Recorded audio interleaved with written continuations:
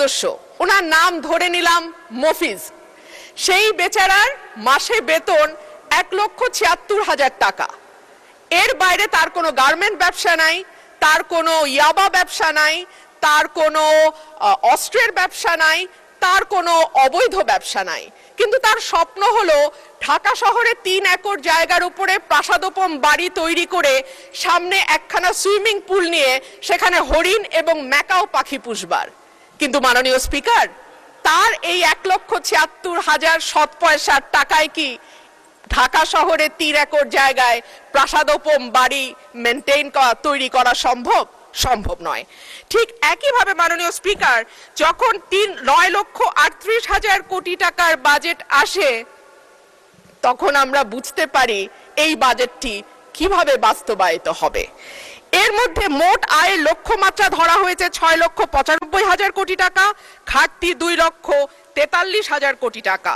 NBR এর ঘাড়ে দেয়া হয়েছে 6,04,000 কোটি টাকা উত্তোলনের দায়, যেটা মোট আয়ের 86.9%। যদি 2025-26 অর্থ বছরের দিকে তাকাই মাননীয় স্পিকার, আমরা দেখব এপ্রিল পর্যন্ত 3,26,000 কোটি টাকার বেশি এনবিআর আদায় করতে পারে নাই। সেই এনবিআর কে যদি আমরা 3 লক্ষের দ্বিগুণ 6 লক্ষ কোটি টাকা আদায়ের দায় চাপিয়ে দেই, এনবিআর এর পক্ষে কি করে সেটা আদায় করা সম্ভব আমার মাথায় ঢুকে না। তাহলে যে 2,43,000 কোটি টাকার ঘাটতি বাজেট, এনবিআর যদি 6 লক্ষ কোটি টাকা তুলতে না পারে কর হিসেবে, সেই ঘাটতি আরো বাড়বে। আর ঘাটতি মেটানোর রাস্তা আছে মাত্র 2টা। এক হলো দেশের ব্যাংক থেকে ঋণ নেয়া, 2 হচ্ছে বিদেশ থেকে ঋণ বা অনুদান নেয়া। দেশের ব্যাংকিং খাত থেকে ঋণের লক্ষ্যমাত্রা ধরা হয়েছে 1,12,000 কোটি টাকা। এনবিআর তার লক্ষ্যমাত্রা পূরণে ব্যর্থ হলে ঘাটতি বাড়ার সাথে সাথে ব্যাংক খাত থেকে ঋণ নেয়ার পরিমাণও বাড়বে। আর সরকার যখন ব্যাংকিং খাত থেকে ঋণ নেয় মাননীয় স্পিকার, যাদের অর্থনীতির ব্যাপারে ন্যূনতম ধারণা আছে তারা সকলেই বুঝতে পারবে যে তখন ব্যক্তি খাতে ঋণের পরিমাণ অটোমেটিক্যালি কমে যায়। 25শে নভেম্বর 2025 প্রথম আলোর খবর বলছে, বিনিয়োগে এতটা মন্দাবস্থা আগে দেখেনি বাংলাদেশ। জ্বালানি সংকট, আর্থিক খাতের দুরবস্থা, উচ্চ সুদ হার, উচ্চ মূল্যস্ফীতির সাথে যুক্ত হওয়া অস্থিরতা ও অনিশ্চয়তা সবকিছুই ভূমিকা রেখেছে।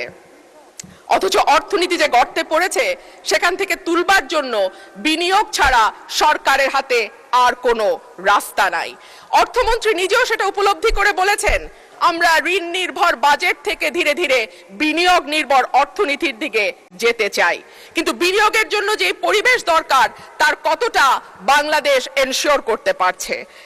গ্যাস এবং বিদ্যুতের দুষ্প্রাপ্যতা, আমলাতান্ত্রিক জটিলতা, অবকাঠামোগত দুর্বলতা, ঋণ প্রাপ্তির সমস্যা, ঋণে উচ্চ সুদ, পুরো বিষয়টিকে এতটাই জটিল করেছে যে ইজ অফ ডুইং বিজনেস বা ব্যবসা সহজীকরণের যেই তালিকা বিশ্ব ব্যাংক প্রকাশ করে, সেখানে 190টা দেশের মধ্যে বাংলাদেশের অবস্থান 168তম।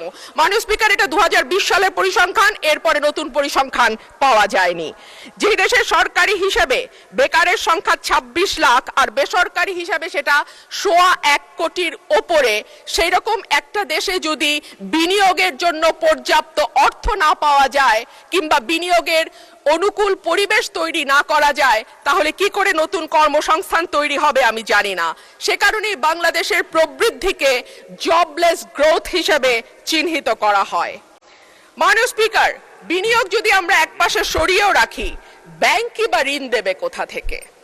ঋণ খেলাপিদের এই সংসদে দাঁড়িয়ে বলতে হচ্ছে, বাংলাদেশে টোটাল মন্দ ঋণের পরিমাণ 6,44,000 কোটি টাকা।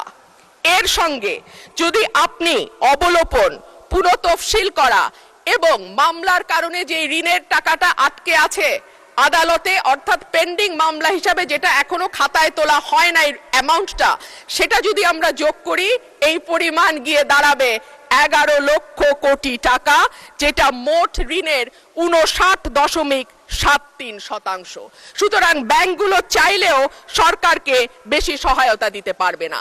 এর বাইরে আর থাকে টাকা ছাপানো বা কেন্দ্রীয় ব্যাংক থেকে নেয়া, সেটাকে আমরা হাই পাওয়ার্ড মানি বলি মাননীয় স্পিকার, যেটা নরমাল টাকার 5 গুণ বেশি শক্তিশালী হিসেবে কাজ করে এবং বাজারে মূল্যস্ফীতিকে অটোমেটিক্যালি উস্কে দেয়।